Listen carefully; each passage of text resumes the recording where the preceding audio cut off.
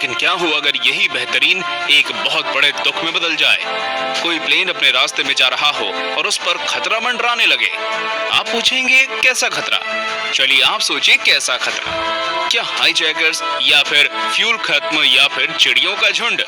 अब भला चिड़ियों के झुंड से कोई प्लेन कैसे खतरे में आ सकता है? अगर आप ऐसा सोच रहे हैं तो आप पायलट स्लेन बर्गर के बारे में नहीं जानते। कौन थे ये? एक पायलट थे जिनके प्लेन पर बीच आसमान में पक्षियों के झुंड ने हमला कर दिया था और फिर इनका प्लेन क्रैश की स्थिति में आ गया था। फिर आगे क्या हुआ? क्या ये बच पाए या इनका प्लेन बच पाया? अगर आप ये सब जानना चाहते हैं तो वीडियो को पूरा जरूर देखें। ये कहानी आपके लिए लेकर आया है अनसुनी कहानियां, क्योंकि वो कहानियां जो रह जाती हैं अनसुनी, उन्हें सुनाता है अनसुनी कहानियां। तारीख थी 15 जनवरी 2009। ठंड के कारण न्यूयॉर्क की कुल्फी जमी हुई थी। तापमान 5 से 10 डिग्री सेल्सियस के बीच डोल रहा था। दोपहर का समय था और शहर अपने काम धंधे में लगा हुआ था। न्यूयॉर्क एयरपोर्ट पर भी काफी चहल पहल थी। न्यूयॉर्क के सेकंड एयरपोर्ट से एक एयरबस A320 3:24 पर उड़ने को तैयार था। उसे उड़ा रहे थे चेल्सी स्लेन बर्गर। वो उस वक्त 57 साल के थे और पहले अमेरिकन एयरफोर्स में फाइटिंग पायलट रह चुके थे। स्लेन बर्गर को अपनी लाइफ में कुल 19,663 फ्लाइट आवर का अनुभव था। वो एक ग्लाइडर पायलट होने के साथ एविएशन सेफ्टी के एक्सपर्ट भी थे। उस उड़ान में उनके साथ फर्स्ट ऑफिसर और उनके 2 पायलट के तौर पर जेफरी स्काइल शामिल थे। जेफरी भी स्लेन बर्गर की तरह ही काफी ज्यादा अनुभव वाले व्यक्ति थे। उन्होंने लगभग 15,683 फ्लाइट आवर हैंडल किए थे। इतने अनुभव के बावजूद ये उनके करियर की पहली एयरबस फ्लाइट थी। ये प्लेन शार्लोट डगलस को रवाना होने वाला था। शाम के 3:24 पर ये प्लेन अपनी मंजिल के लिए रवाना हो गया। जब ये प्लेन उड़ा तब इसमें 150 पैसेंजर और क्रू मेंबर शामिल थे। उड़ान के 1 मिनट बाद यानी कि 3:25 पर यह प्लेन 750 फीट की ऊंचाई पर पहुंच गया। दोस्तों, मैं आपको एक्यूरेट टाइम बता रहा हूं ताकि आगे आपको वीडियो देखकर समझ आए कि केवल 10 मिनट में क्या से क्या हो सकता है। और हाँ, जिंदगी बदलने के लिए केवल 10 मिनट ही काफी होते हैं। प्लेन सेकंड दर सेकंड अपनी मंजिल की तरफ आगे बढ़ रहा था। जब प्लेन चला तब प्लेन के कंट्रोल जेफरी स्काइल के पास थे। उन्होंने फ्लाइट कंट्रोल को मैसेज करके कहा कि सब कुछ सामान्य है और वे आगे बढ़ रहे हैं। 3:26 पर स्लेन बर्गर ने जेफरी स्काइल को कहा कि हडसन नदी काफी ज्यादा खूबसूरत नजर आ रही है। स्लेन बर्गर और जेफरी उस वक्त ये नहीं जानते थे कि नदी उनकी जिंदगी में क्या महत्व रखने वाली है। प्लेन उस वक्त 2,818 फीट की ऊंचाई पर था और 316 फीट प्रति सेकंड की रफ्तार से आगे बढ़ रहा था। तभी अचानक कुछ ऐसा हुआ जिसे देखकर दोनों ही पायलट चौंक गए। प्लेन के सामने कनाडा गीज नाम के कुछ पक्षी आ गए। पक्षियों के आने के कारण दोनों पायलट को प्लेन की विंड स्क्रीन पर बस बड़े बड़े पक्षी ही नजर आ रहे थे। कोई भी प्लेन अपने इंजन से आगे की हवा को पीछे खींचकर आगे बढ़ता है। इसी कारण कई सारे पक्षी हवा के साथ दोनों इंजनों के अंदर घुस गए। उनके अंदर जाने के कारण इंजन जाम हो गए और टर्बो फैन ने काम करना बंद कर दिया।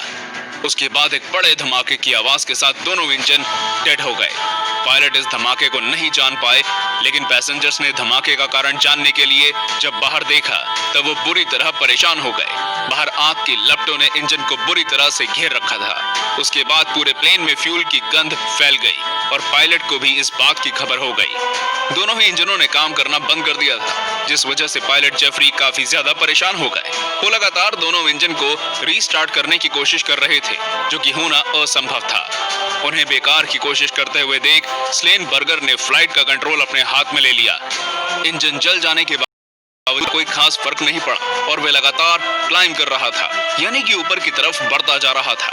लेकिन ये ज्यादा देर तक नहीं होने वाला था और प्लेन को नीचे ही आना था। ये बात दोनों पायलट जानते थे। इंजन के जलने के बाद प्लेन ने 19 सेकंड तक क्लाइंब किया और दोस्तों, प्लेन 3060 फीट की ऊंचाई पर पहुंच गया।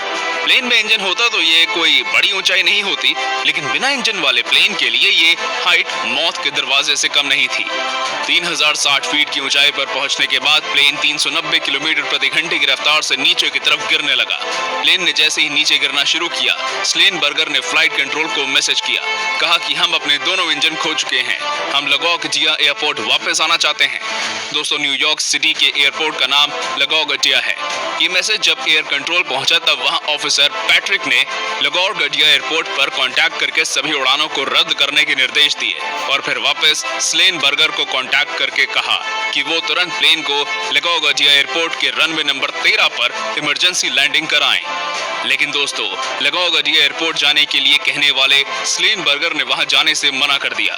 उस वक्त वो एयरपोर्ट घटना स्थल से 7 किलोमीटर से भी ज्यादा की दूरी पर था, जिस कारण उसे वहां वापस ले जाना नामुमकिन था और रास्ते में ही प्लेन के क्रैश होने की बहुत ज्यादा संभावना थी।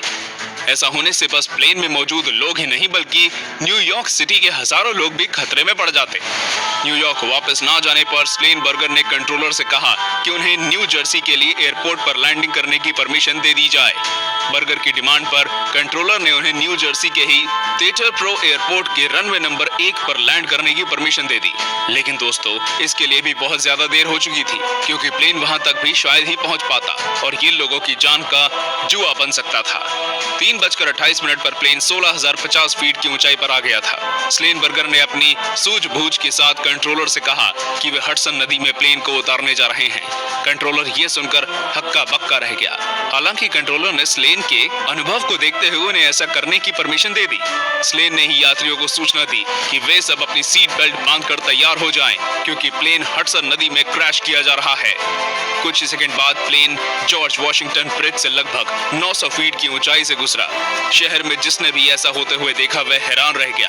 कंट्रोलर को जब समझ आया कि अब उनके पास और कोई चारा नहीं है, तब उसने भी कोस्ट गार्ड को घटना के बारे में बताया और कहा कि वे तैयार रहें, प्लेन किसी भी वक्त नदी में होगा। इसके साथ ही उन्होंने रेगुलर अपडेट के लिए एक हेलीकॉप्टर को नदी के ऊपर नियुक्त कर दिया, क्योंकि 500 फीट पर पहुंचने के बाद प्लेन से कंट्रोलर का कनेक्शन टूटने वाला था और ऐसा हुआ भी। कनेक्शन टूटने के बावजूद पहले से की गई तैयारियों के बलबूते कंट्रोलर को पता चलता रहा कि प्लेन की स्थिति क्या है। और दोस्तों, बर्ड स्ट्राइक के कुल 4 मिनट बाद यानी कि 3:31 पर प्लेन को नदी में उतार दिया गया। प्लेन ने जब हडसन नदी के मिडल में क्रैश किया तब इसकी रफ्तार लगभग 230 किलोमीटर प्रति घंटे से भी ज्यादा थी। ये कितना खौफनाक है ये आप सोचकर ही अंदाजा लगा सकते हैं। ये मंजर और भी ज्यादा खौफनाक हो सकता था, लेकिन खुशकिस्मती के कारण ये प्लेन डूबा नहीं। प्लेन ने बिल्कुल सटीक किसी रनवे की तरह लैंडिंग की और डूबने की बजाय पानी की सतह पर ही तैरने लगा। पानी में लैंड करते ही स्लेनबर्गर दोबारा से चौकन्ने हो गए। उन्होंने फटाफट यात्रियों को बाहर निकालने के निर्देश दे दिए। क्रू मेंबर्स ने प्लेन के आगे वाले दरवाजे से लोगों को बाहर निकालना शुरू कर दिया। बाहर पैसेंजर भी कोस्ट गार्ड की मदद से सुरक्षित ढंग से किनारे तक पहुंच रहे थे। सब कुछ सही चल रहा था। तभी एक परेशान और डरे हुए पैसेंजर ने प्लेन के पीछे का दरवाजा खोल दिया। दोस्तों, प्लेन के पीछे वाला हिस्सा बुरी तरह से पानी में डूबा हुआ था और पानी में डूबे होने के कारण दरवाजा खोलते ही प्लेन में पानी भरने लगा। प्लेन के कुछ पैसेंजर प्लेन में विस्फोट के डर से प्लेन के विंग पर खड़े हो गए और कुछ पैसेंजर लाइफ जैकेट पहनकर ठंडे पानी में ही कूद गए। दोस्तों, उस वक्त पानी का तापमान 5 डिग्री सेल्सियस से भी ज्यादा था। गनीमत की बात थी कि वहां कोस्ट गार्ड मौजूद थे। ऐसी डरावनी हालत में कोई और पायलट होता तो वो अपनी जान पहले बचाता, लेकिन स्लेनबर्गर प्लेन के अंदर ही मौजूद रहे और प्लेन खाली होने के बाद ही वहां से निकले। प्लेन खाली होने के बाद सबके निकलने के बाद स्लेनबर्गर ने खुद 2 बार पूरे प्लेन को चेक किया ताकि कोई बाकी न रह जाए। ये करने के बाद स्लेनबर्गर बाहर आए और किनारे पर गए। इस घटना में केवल 5 लोग बुरी तरह जख्मी हुए और लगभग 78 लोगों को छोटी छोटी चोटों का सामना करना पड़ा। एक पैसेंजर की आंख को जेट फ्यूल के कारण काफी नुकसान पहुंचा। हालांकि वो पैसेंजर चश्मा लगाकर देख सकता है।